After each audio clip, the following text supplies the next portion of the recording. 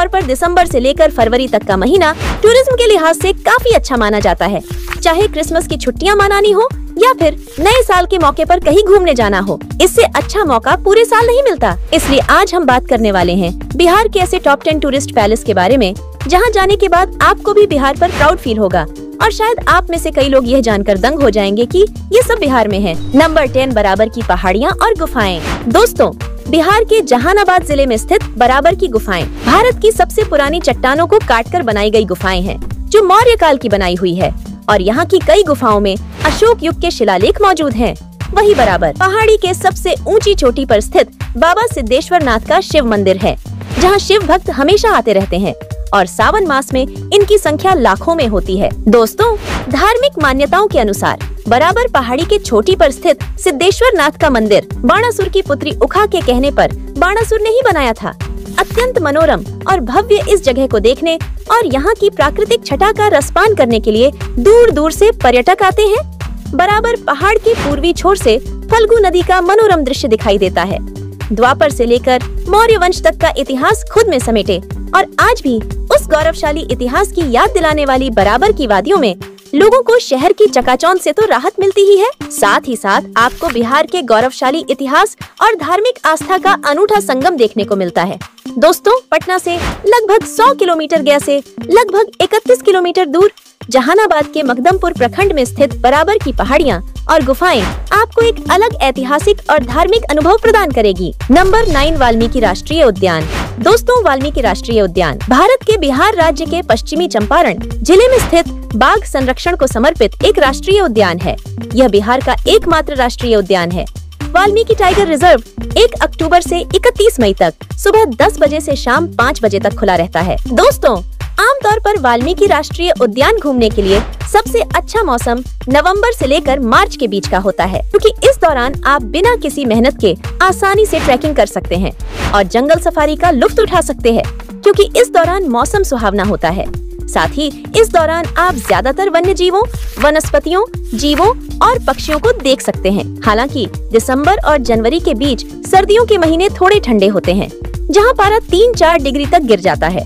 इस मौसम में अपने साथ ऊनी कपड़े ले जाना न भूलें। दोस्तों, अगर आप भी वन्य जीवों और वनस्पतियों को नजदीक से जानना और देखना चाहते हैं, तो आप बिहार की राजधानी पटना से लगभग 108 किलोमीटर दूर और पश्चिमी चंपारण के बेतिया से लगभग 100 किलोमीटर दूर वाल्मीकि नगर में स्थित वाल्मीकि राष्ट्रीय उद्यान एक बार जरूर घूमें। नंबर 8, सिंगी ऋषि धाम। दोस्तों, बिहार के लखीसराय शहर से 23 किलोमीटर दूर सूर्यगढ़ा प्रखंड में पहाड़ों के बीच श्रृंगी ऋषि धाम स्थित है। दोस्तों, श्रृंगी ऋषि की पहाड़ियाँ, झरने और कुंड यहाँ का मुख्य आकर्षण का केंद्र है। दोस्तों, धाम के सफर में पहाड़ की चट्टानें शंकु आकार में मिलेंगी, जो मंदिर पहुँचने पर वहाँ पहाड़ का ऊपरी हिस्सा आगे की ओर झुका है, जो भयावता के साथ वहाँ की खूबसूरती को और बढ़ा देता है। दोस्तों, धार्मिक मान्यताएं के अनुसार राजा दशरथ को पुत्र नहीं होने पर उन्होंने यहाँ आकर ऋषि विभाड़क के पुत्र ऋषि श्रृंग को अपनी परेशानी बताई थी। इसके बाद ऋषि श्रृंग की तपस्या से प्रसन्न होकर अग्नि देवता खीर का कटोरा लेकर प्रकट हुए थे और उसी खीर को राजा की तीनों रानियों को खिलाया, जिसके बाद प्रभु श्री राम, लक्ष्मण, भरत और शत्रुघ्न ने अवतार लिया, जिसके बाद गुरु वशिष्ठ ने सबों का नामांकरण किया। लेकिन मुंडन कार्य इसी श्रृंगी ऋषि धाम में हुआ था। दोस्तों, राजधानी पटना से लगभग 150 किलोमीटर दूर और लखीसराय शहर से 23 किलोमीटर दूर लखीसराय के सूर्यगढ़ा प्रखंड में स्थित यह धाम आपको प्राकृतिक के साथ साथ धार्मिक महत्व का अनूठा संगम का दर्शन कराएगी। नंबर 7, मंदार पर्वत। दोस्तों, बिहार राज्य के बांका जिले में स्थित लगभग 700 फीट ऊंचा मंदार पर्वत प्राकृतिक और धार्मिक दोनों ही रूप में एक बेहद खूबसूरत टूरिस्ट पैलेस है। मंदार पर्वत के सबसे ऊंची चोटी पर हिंदू और जैन धर्म के 2 भव्य मंदिर स्थित हैं। वही दोस्तों, इस पर्वत के पास में ही पापहरणी सरोवर है, जिसके बीच में माता लक्ष्मी और भगवान विष्णु के मंदिर हैं, जहां प्रत्येक वर्ष यहां मकर संक्रांति के अवसर पर मेला आयोजित होता है। धार्मिक मान्यताओं के अनुसार इस पर्वत को मंदराचल कहा जाता है और माना जाता है इसी पर्वत को मथनी बनाकर समुद्र मंथन किया गया था। दोस्तों, बिहार की राजधानी पटना से 270 किलोमीटर दूर और भागलपुर से लगभग 45 किलोमीटर दूर भागलपुर दुमका मार्ग पर स्थित बांका जिले में मौजूद मंदार पर्वत एक बार जरूर घूमें। नंबर 6, ककोलत जलप्रपात। दोस्तों, ककोलत जलप्रपात बिहार के नवादा जिले में स्थित एक प्राकृतिक झरना है जो लगभग 160 फीट की ऊंचाई से पहाड़ों से नीचे गिरता है। उसके साथ ही वहाँ की प्राकृतिक वातावरण भी आपको मनमोहित करेगा।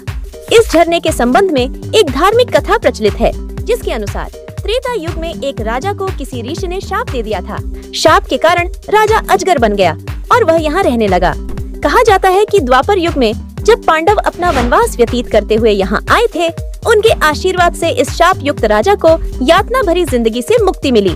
शाप से मुक्ति मिलने के बाद राजा ने भविष्यवाणी की कि जो कोई भी इस झरने में स्नान करेगा वह कभी भी सर्प योनि में जन्म नहीं लेगा।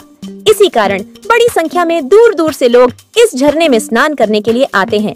राजधानी पटना से लगभग 145 किलोमीटर दूर और नवादा शहर से 25 किलोमीटर दूर नवादा जिले के गोविंदपुर प्रखंड में स्थित ककोलत जलप्रपात आपको प्राकृतिक जल स्रोत और मनमोहक प्राकृतिक सौंदर्य का अनूठा अनुभव प्रदान करेगी। नंबर 5 पावापुरी जल मंदिर। दोस्तों, पावापुरी में स्थित जल मंदिर बिहार राज्य के नालंदा जिले में स्थित है। पावापुरी नगर जैन धर्म के मतावलंबियों के लिए एक अत्यंत पवित्र शहर है, क्योंकि माना जाता है कि भगवान महावीर को यही मोक्ष की प्राप्ति हुई थी। यहाँ तालाब के बीचों बीच बने संगमरमर का मंदिर बहुत ही सुंदर और आकर्षक है। धार्मिक मान्यताओं के अनुसार भगवान महावीर का अंतिम संस्कार यहीं हुआ था, जिसके बाद उनके अंतिम संस्कार का राख को इकट्ठा करने के लिए इतनी भीड़ जुटी, जिसके बाद उनके संस्कार का राख बटोरते बटोरते यहाँ तालाब बन गया और बाद में यहाँ यह उसी तालाब के बीच में संगमरमर का जैन मंदिर बनाया गया, जिसे आज हम पावापुरी जल मंदिर के नाम से जानते हैं। दोस्तों, राजधानी पटना से लगभग 95 किलोमीटर दूर और नालंदा जिले के मुख्यालय बिहार शरीफ से 14 किलोमीटर दूर पावापुरी में स्थित पावापुरी जल मंदिर आपको बिहार की गौरवशाली इतिहास का दर्शन कराएगी। नंबर 4 वैशाली। दोस्तों, वैशाली एक महान बौद्ध तीर्थ है और भगवान महावीर के जन्म स्थान भी है।